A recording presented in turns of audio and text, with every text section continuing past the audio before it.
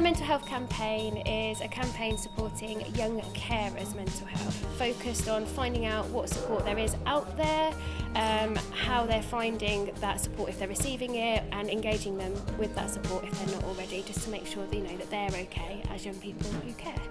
Young people these days are under so much stress, the inclusion of social media in people's lives, there's a lot of extra pressure, and for young carers everything is on top of their caring role, so having to deal with an awful lot. So if we get services that are there to support them, aware of their specific needs, they will hopefully get better support for them.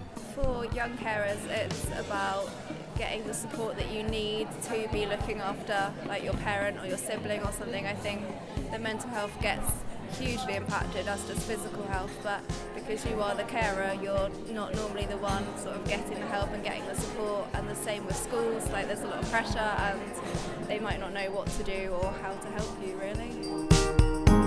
It's a really important campaign to ensure that young people get the support, recognition that they deserve and need as young people with lots of responsibilities, some that we would expect of an adult. I think a lot of us suffer with our anxiety, obviously because we naturally worry about who we care for, but often it's the depression battle as well, but at the same time because we know we've got that responsibility.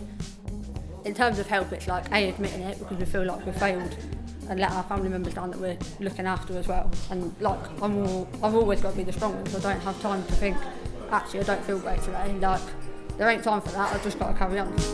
A lot of young carers do have a lot of mental health problems and they may not even realise it. Like, I'm asking for help. I think that's the hardest thing, more than saying I'm a carer. I need help because I feel down and depressed, because you have to admit that you have a problem. Because if you don't look after yourself, who's going to look after you and someone else? It's impossible.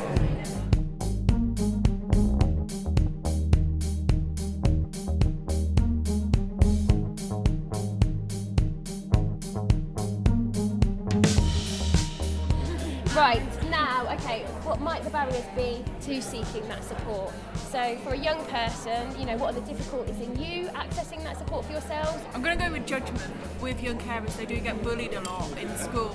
Other young people don't know what they're going through, and it's judging them on their home lives and not on themselves, like their personality. Today's been really, really good to hear from some of the older young carers and to hear about their experiences and how they think other people perceive them and some of the barriers to accessing services themselves. Our role is about involving young people in service development and making sure that young people are at the heart of everything that happens within our children's services. So we were invited to this to find out a bit more about what's going on with the young carers, but also to sort of think about how they might get involved with us moving forward. I just think it's been really, really valuable for us as participation workers, because I don't think they felt like they could be heard and have a voice. So now they know that we're here and we can take back any feedback that they have, and it will get passed on for the services that they're actually using.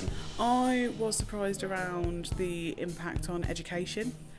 Also some of the young people saying that they felt like they were imprisoned, but actually although they might behave like adults, actually they're young carers and they're still young people. I'm going to be taken back that actually we need to be asking that question, how are we asking it, and is it asked consistently, to make sure that we're identifying young carers as they enter the service.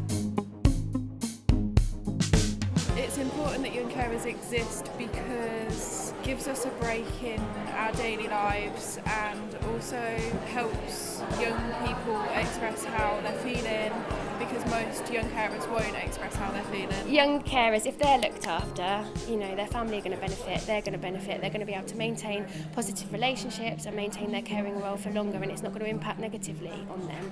In fact, if we look after their emotional well-being and mental health, they can go on and thrive, and it's going to have a positive impact on them and make them into much stronger, resilient, more successful people.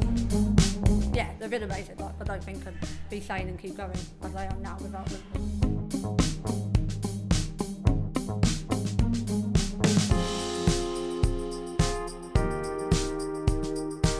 We didn't have it when I was at school, so I had no clue until I found you guys. So I had absolutely no idea what it was, or what it was to be a carer. If we had that programme when we were younger, it would have helped us come out a bit more.